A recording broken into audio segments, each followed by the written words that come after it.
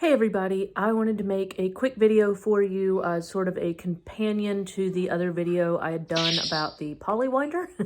And basically I know I admittedly can be a bit slow on the uptake, wheel joke intended there of course, but speaking of uptake, with the Paulywinder, as I've been using it more, I have figured out, and from talking to Mike who designed it, a few tricks that I think were kind of hard to explain in writing. Because as y'all know, I had just as much to go on with the Paulywinder as you did. I didn't have any like secret inside info on how it works, and I am definitely not an engineer.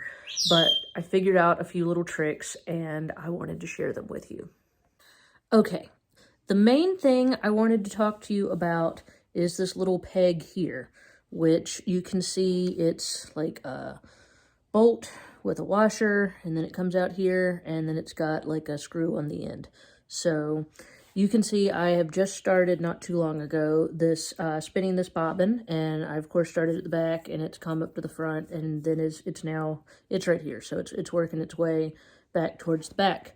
And one thing I didn't realize with this, and when I was putting it together, so in the previous video, there's kind of, in this section here, it kind of looks like an oval, whereas this is a circle.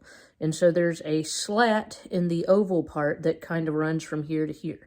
And then there's this that goes through and it's just circular. And I did think it was a little weird because when I was putting it together, I was just kind of like, why is there a slat? Like, it's obviously meant for adjustment from front to back, but I didn't really understand why you would need to be able to adjust it from front to back, because I knew it wouldn't have been designed that way. You know, I mean, obviously you could have just, if you just wanted it to be right in the middle, you could have just done a circular hole and popped it through and it never would have moved. So I was like, there has to be some reason that this would need to go from front to back.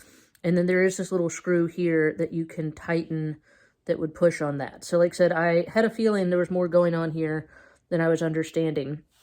But from using it, basically, if you start using your Paulywinder and you feel like the yarn is camping out like at the back, then that might mean that your peg is slightly, and when I say moving it, I don't mean like major movements, I mean like tiny little movements. It might mean that it's a little bit too far towards the back, and then that's what, basically the angle of this coming off here, and then the tension pulling on this curved part is what's moving it back and forth.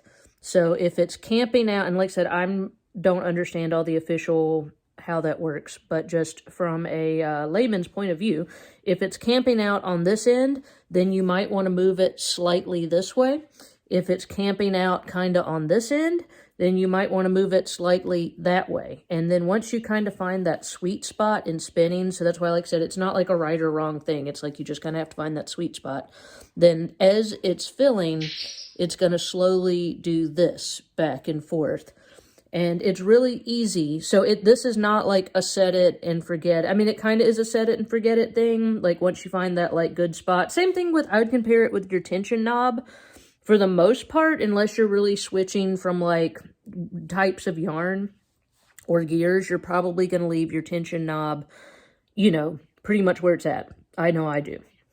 So with this, I probably won't really move it, but if you are finding that it's like being a little bit weird and camping out here, then you might want to adjust where this is. Okay. So if you're wanting to adjust it, the easiest thing I found is you don't have to get any tools or anything weird. I just held here and then held here and just because in the directions, I'm pretty sure it says like, don't, you know, like really stick it on there tight. So I'm just holding it, unscrewing it just a little tiny bit. And then you see the little tiny movement I'm making here. Not very much at all. And then tighten it back down. And I mean, tighten it, but don't, you know, put like the grip of death on it. Because, you know, that wouldn't be good either. So, but as you see, it's a very small, very easy adjustment. You don't have to get any tools or special anything out. And if you really needed to hold it in place, if it's really coming this way, I imagine you could tighten this little screw if you needed to. But I haven't had to do that yet, so I'm just leaving it alone. So, like I said, that is a very easy, quick little adjustment that involves no tools. Okay, so I just wanted to show you this in action, even though you can't really see too much with it spinning. But just with me spinning, you can see that it's wrapping onto the bobbin. And like I said, it's really fun. I installed this on my Bullfrog, and then if you've been following my channel, you know I got the Echo, and then my kids have been in and out of school.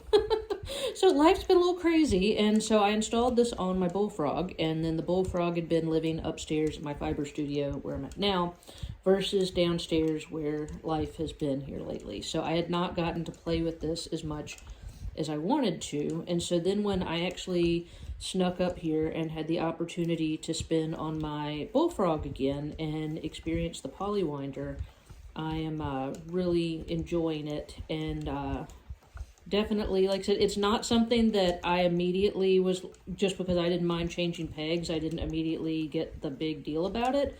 But now that I have it, I really am enjoying that you can just like put on a movie and watch, and you're not having to, you know, really pay attention to where things are. So you see, this is really a, mine's, since I've been spinning, I started out here, and it's been moving. You can see it's getting a little bit bigger here. So it's making its way back this way. And like I said, so if you feel like it's staying in one place or another, that's what you would want to do, is just move that. But it seems to be, like I said, I haven't done anything to this, and it's been, like I said, it started here and it's filled up, and it's now on its way back.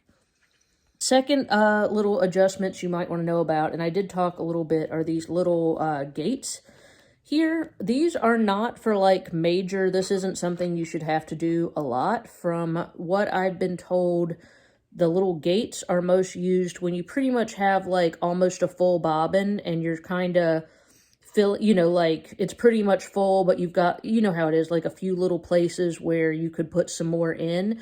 That's when you use these gates to be like, there's a little, we could put a little bit more right here.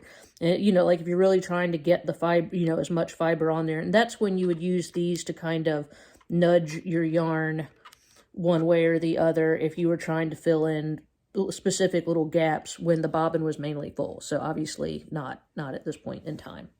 But that would be another little fine-tune adjustment.